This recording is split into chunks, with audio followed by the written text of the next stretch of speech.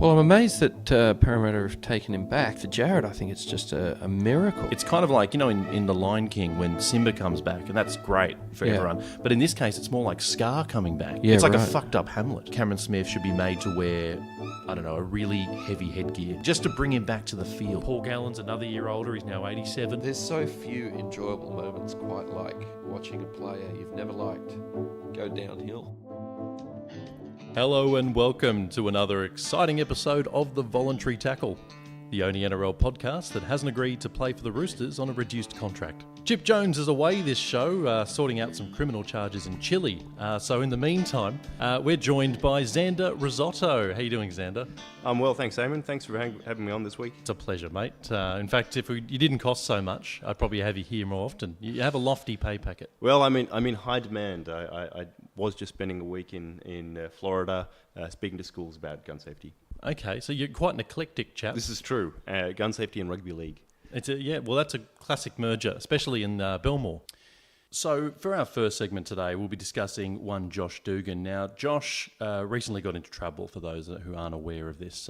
He was having a few drinks and a quiet punt down at the Cronulla RSL club when all hell broke loose. And he's been heavily criticised for it, but not by one Xander Risotto. Why is that, Xander?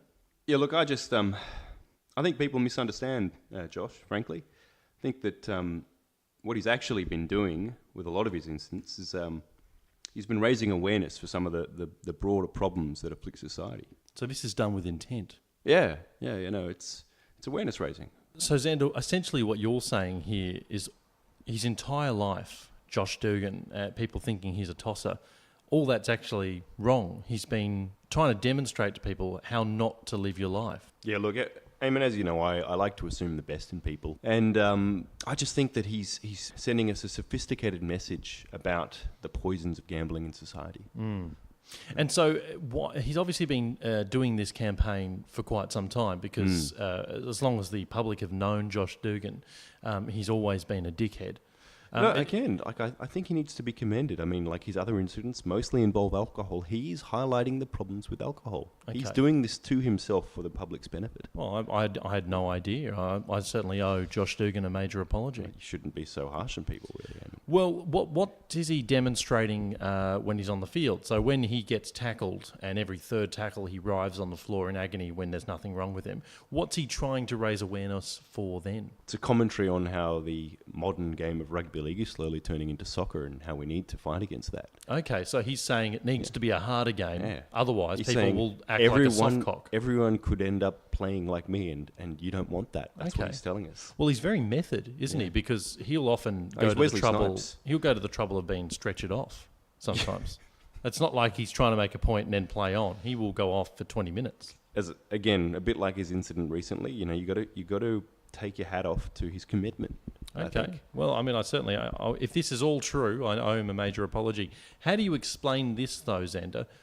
At the Cronulla RSL, when he was being escorted out, they said, you've got to go, and he said, don't you know who I fucking am? What's he trying to prove then? Again, you're missing the point, Aimon. Keep missing it. He's trying to raise awareness for amnesia. How so, mate? He doesn't know who he is. He's asking...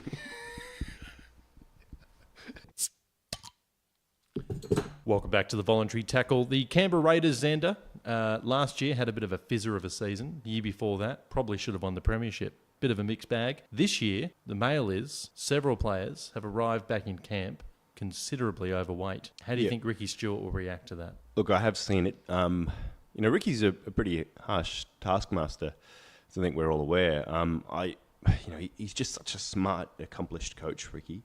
I just assume there's got to be a ploy here. I'm thinking that he's going to have... There's a strategy, do you? Yeah. I think it's a defence ploy, in that, by having each player add 120 kilos of pure lard, that they can form a literal wall in defence from one sideline to the other. No gaps. Precisely. Yeah, there'd be no gaps. That's quite smart. Well, what if someone chips over the top? And would they just... that could be a very awkward scene, couldn't it? Because then they'd try to run after the ball and the Canberra line of fat people would just stand there. It's an interesting... Bit of a stalemate.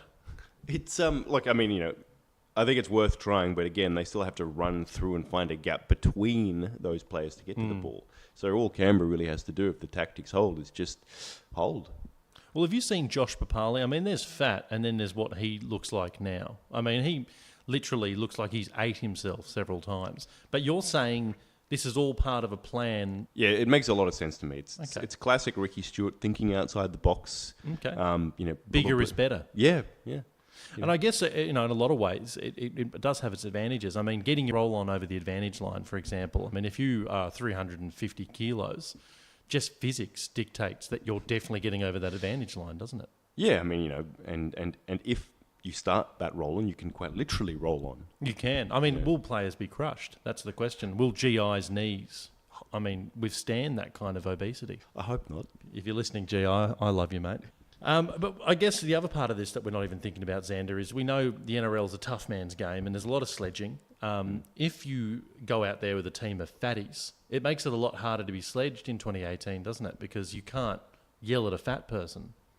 You get looked down upon if you yell at fat people. Do you? Now.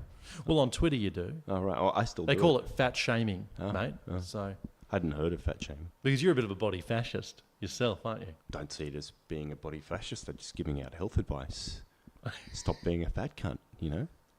You say it with such sort of Lex Luthor-like delivery that makes it scarier. Are there any other advantages that occur to you, Xander, that, having 13 men of quite rotund physique, how else could they utilise that body shape? I also think that, there's another angle that even if the defensive line is broken and a player, say, misses a tackle, dives, like they can literally just lie down and they'll provide speed humps. That is very true. In fact, you're onto something there. Just lying in the ruck in general, when you're a fatty, I mean, you're going to slow down that play the ball, aren't you? Because you literally, you're probably going to kill someone under there, but you're not going to be able to get up fast, even if, the referee couldn't expect you to. Exactly. I think the referee might be accused of fat shaming if he tells the Canberra Raiders to try and get up. I agree with you, Xander.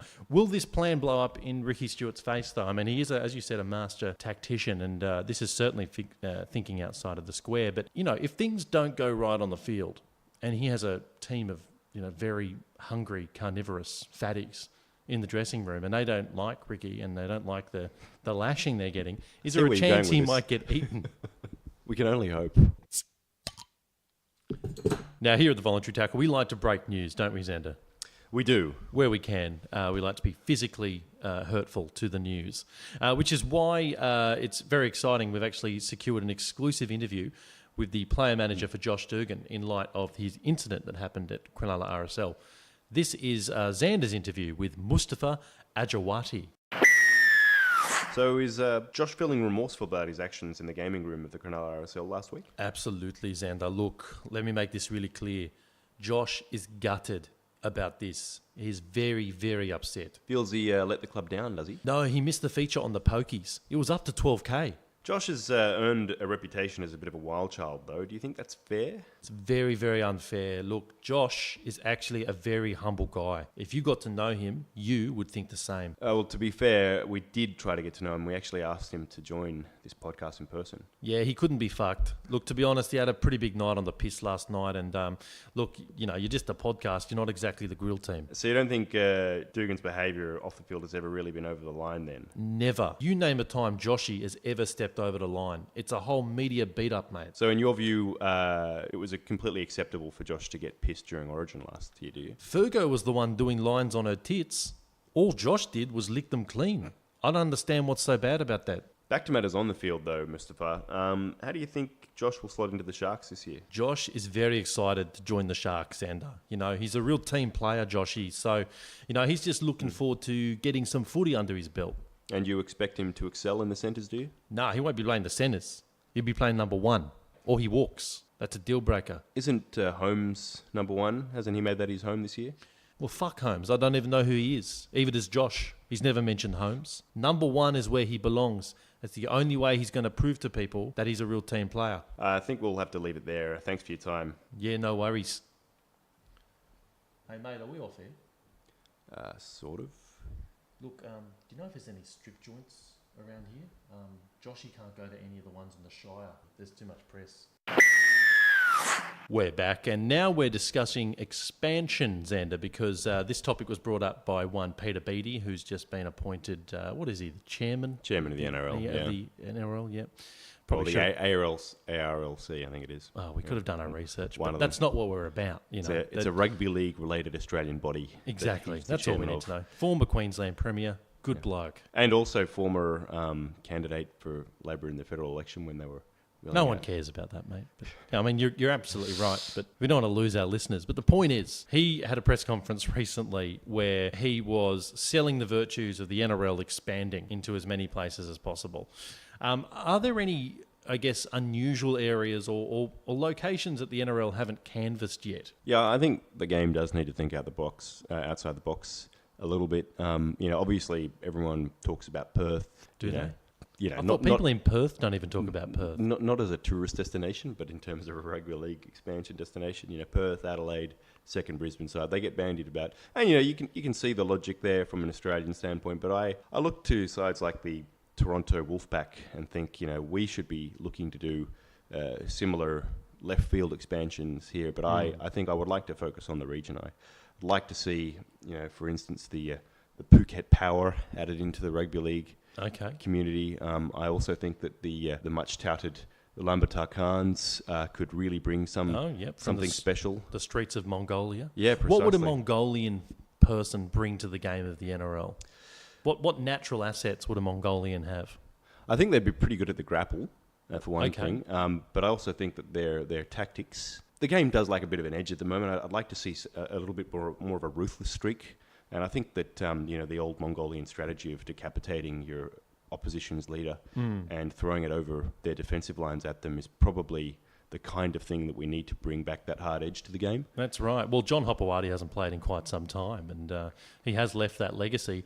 I find Mongolians, all I can think of are sort of fishmongers and people that know how to keep warm. They don't necessarily, to me, translate into the types of skills that you'd need in the NRL. Perhaps they'd play well in Canberra during the peak of winter. I think you're thinking of, about a very specific subset of Mongolia. I'm thinking more of their warrior heritage. Okay, so you're going back in time to sort of the Genghis Khan types. Precisely. Yeah, well. I think they're still there.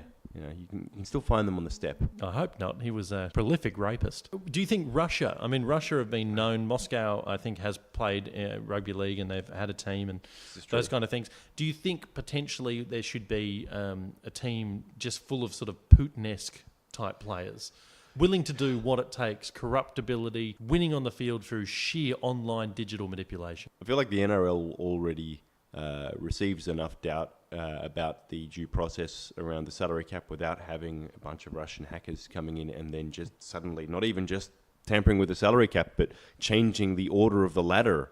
Yeah, how good would that be? They haven't won a game, suddenly they're second. Or if they lose to a team, they go, fuck it, we'll just invade it. You could imagine them not even being in the grand final and being awarded the trophy at the end of it. It just happened. It just worked out that way. Yeah, they just got more votes. Well, on that topic of expansion, Xander, there was one country that put its name forward to host an Origin in 2020. An unlikely candidate. It's the country of Libya. And as part of their pitch, they put this song together.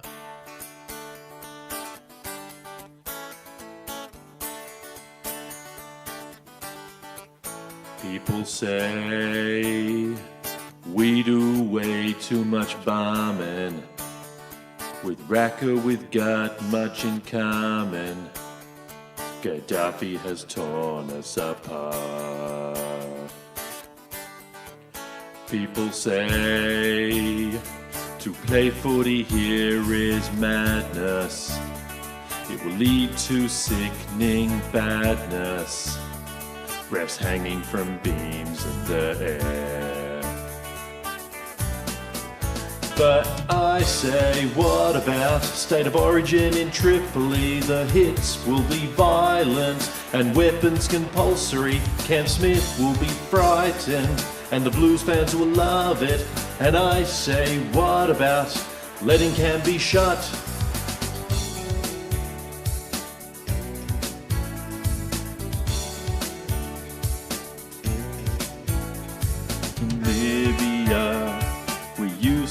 Like skateboarding, but then preferred waterboarding. Now we want Origin. So what now?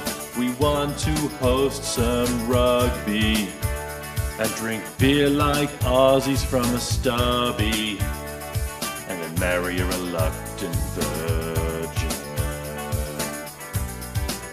But I say, what about State of Origin in Tripoli? The hits will be violent and weapons compulsory. Cam Smith will be frightened and the Blues fans will love it. And I say, what about letting Cam be shot?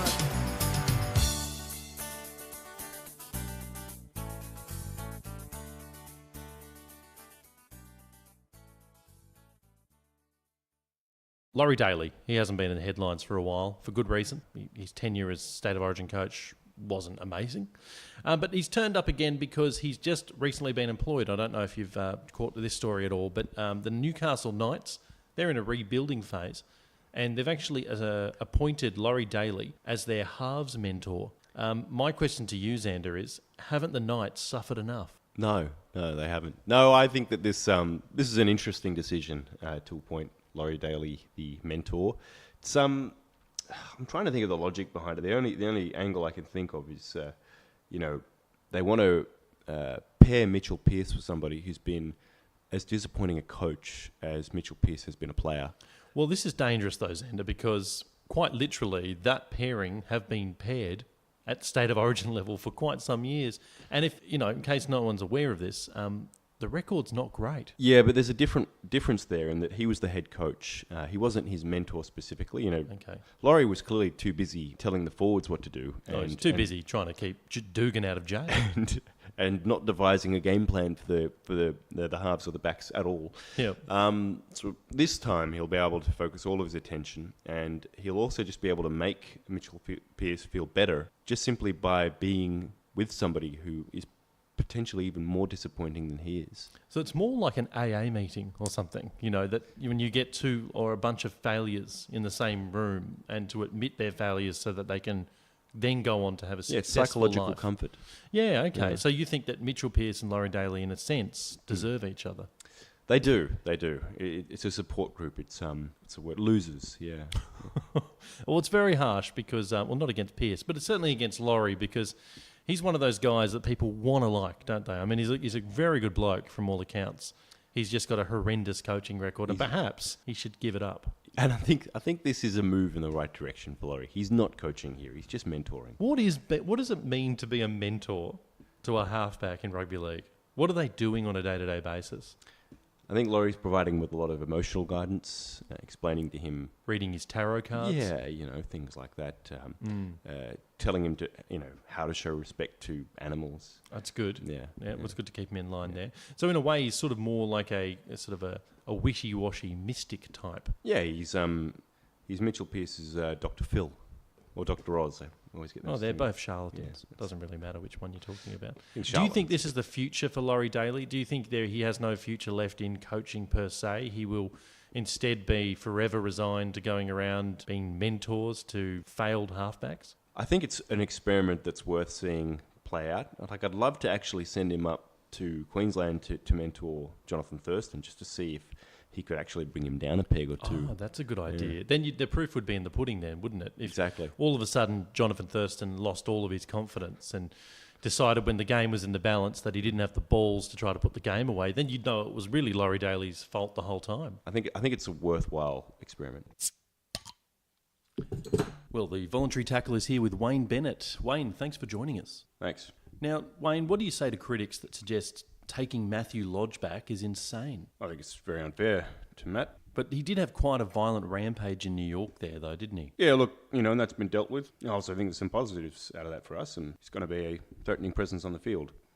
Just here to give him a second chance. Okay, that might be fair enough. But we've also just received breaking news that you're also bringing Greg Bird back. Surely he's had too many chances. Well, I don't know about that. He served his time. Yeah, several years in prison, I believe. Deserves a second chance. How many chances has Greg Bird had, though? I suppose, to be fair, it's probably pushing 14, but but we don't see issue with that. Wayne, I also understand that you've recently recruited from Sydney's underworld by taking on Salim Mahaja as your lead physio. Is that right? Yeah, that's correct. What's the feeling there? Look, I just don't think I can win with you guys. I get criticised all the time for being predictable. Go out and try and do something outside the box, like bring a bit of enterprise, get criticised. Okay, settle down, Wayne. But look, Ivan Milat is coming back to your club. What's he going to do? We think Ivan's shown himself to have an incredible eye for talent. Where will he be searching for that talent? Great Western Highway, the Hume Highway. Okay, well, on that rather unsettling note, thanks for joining us, Wayne. Yeah.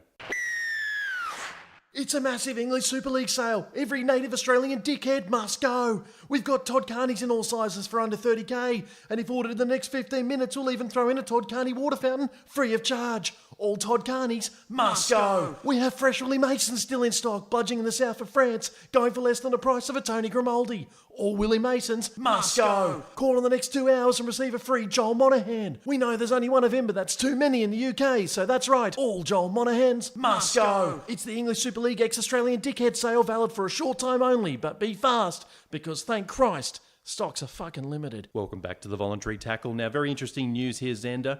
Sonny Bill Williams in the headlines again. He's never really far away from the headlines, let's face it. But this time there's rumours circulating that he might make a late comeback for the Sydney Roosters in 2018, which I think has got a lot of people's noses out of joint because the Roosters are already seen as a club that have basically bought every superstar in Australia. How have you seen that bit of news?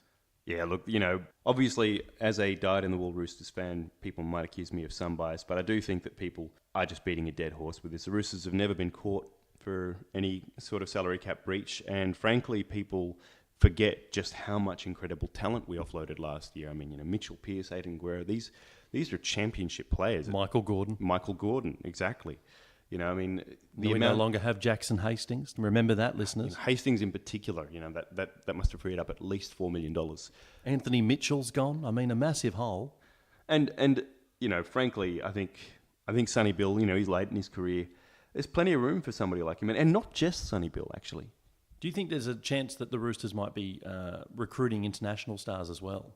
You've got a bit of inside mail on this, don't you? Yeah, no, funnily enough, actually, I've actually heard that particularly with the money that Guerra and Pearce freed up, they're going to be looking to recruit Super Bowl MVP Nick Foles. Oh, okay. He's the guy who carves it up in the NFL. That's right. He wants to try his hand at rugby league. He's won everything in the NFL. And it's not just him. LeBron James, a bit tired of winning in the NBA, wants to try his hand with a globally recognised brand like the Roosters. I hear LeBron James is very good mates with Nick Politis. He is. Nick bought him his first car. Is that what happened? Yeah. Okay. Yeah. That's a very little known fact. Nick Politis, not only does he own that club, he actually owns the NBA, doesn't he? He does. Yeah. He likes to keep a lot of his assets under wraps. But so is that it for the Roosters? Do you think in 2018? Surely they've hit the cap by now. No. Look, those two probably match out Guerra, but you've still got Gordon. And to fill the spot left by Gordon and all the money that he took in, they've recruited Lionel Messi. Oh, Lionel Messi, the Argentine soccer star. Exactly, yeah. Okay, will his skill set translate across to rugby league? I think, he's confident that it will. Like, he's been willing to take a slightly reduced contract, but he just wants to try his hand because, he's just so good at playing soccer that he's gotten bored and he just wants to try his hand at rugby league. I actually heard that the skill they're looking for is his ability to evade tax. Well, that brings us to the end of the show, and for those 7 people who have hung on, we certainly congratulate your ability to stick with it. Thanks, Mum. Cheers, Xander's mum. But that's it for another week. Before we go, we like to leave our listeners with the impression that we look forward. We like to be sort of predictive, don't we, Xander? We do. Where we can, anyway. So would you like to leave listeners with at least one bold prediction for round 1 of the NRL? I think, interestingly, particularly the first game, the Dragons v Broncos, will be quite a telling one because of the controversy around Lodge.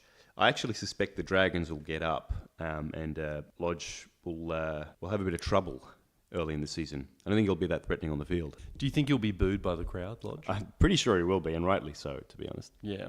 I actually think that game will be interesting. I think that the Dragons will probably do them as well. I think the Dragons will be a mover this year.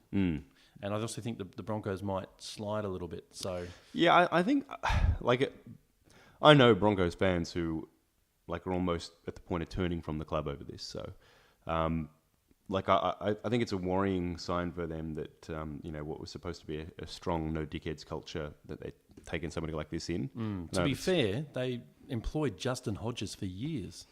When it comes to my bold prediction, I think that the Newcastle Knights, despite their trial form, will have a very good game on the field in round one. I think they'll be very competitive. I hope so. Yeah, and I also think that Sean Kenny-Dow will have an amazing year. Who's he playing for now? The Knights. Oh, fuck. I don't know. Yeah, they got a whole team. Yeah, right. Fuck me, dude. And for a real long-range prediction, Xander, who do you think's going to take out the title? Look, I'm going to go with a real dark horse. I'm going to pick the Warriors. Okay, so you're a dickhead. And did you think Premiership or Wooden Spoon then? Because I think they're a genuine shot for the Wooden Spoon this year. Yeah, I was actually going Wooden Spoon. Oh, okay, cool. Different kind of title, I guess. Well, thanks for joining us. For those interested in consuming this kind of news in the written form, you can also tune into www.thefaultreport.com.au, where 9 out of 10 readers can't tell the difference. But until next time, just do what Matthew Lodge wouldn't do and stay on the straight and narrow. Good night. My favourite racist joke, for example, is what's black and screams? What? Stevie Wonder answering the iron.